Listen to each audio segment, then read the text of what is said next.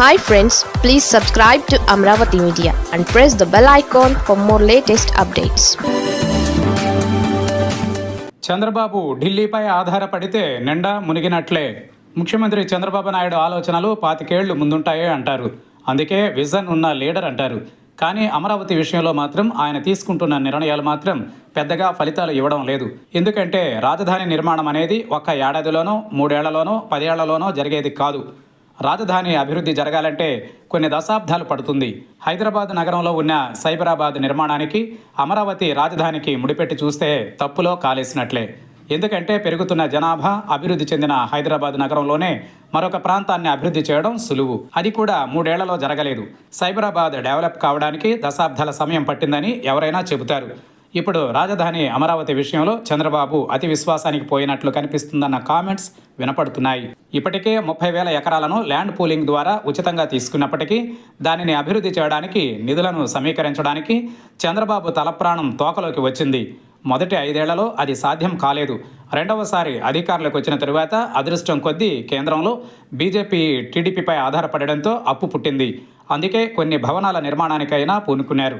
దానికి 3 ఏళ్ల కాలంలో పూర్తి చేయాలని కాల పరిమితి నిర్దేశించినప్పటికీ పూర్తయ్యే సమయం ఎవరి చేతుల్లోనూ లేదు. ఇక రెండవ దశ భూ సమీకరణకు కూడా సిద్ధమయ్యారు.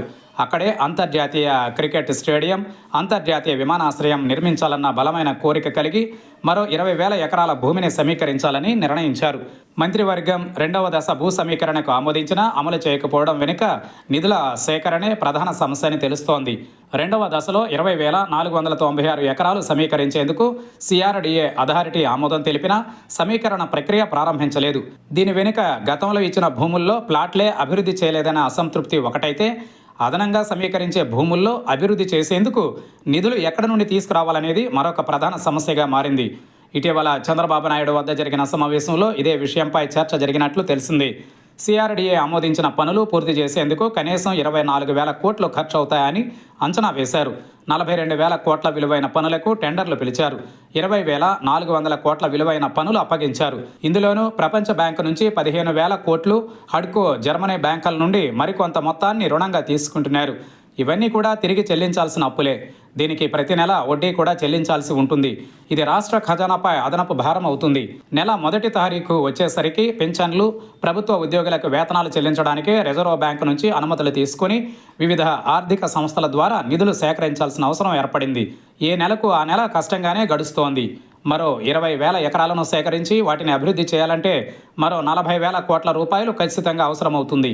పనులు పూర్తయ్యే నాటికి రోజులు గడిచే కొద్దీ అంచనా వ్యయం కూడా పెరిగే అవకాశం ఉంది. అందుకే రాజధాని నిర్మాణం రాష్ట్ర ప్రభుత్వానికి భారంగా మారిందనే చెప్పాలి. భూములను సమీకరిస్తే కనీసం 3 ఏళ్లలోనైనా పనులు ప్రారంభించాల్సి ఉంటుంది. ఇది సాధ్యమయ్యే పని కాదు. కేంద్ర ప్రభుత్వం కూడా అడిగినంత ఇచ్చే పరిస్థితుల్లో లేదు. ఎందుకంటే ఏపీకి అడిగినంత ఇచ్చే మనస్సు కేంద్రానికి కూడా లేదు.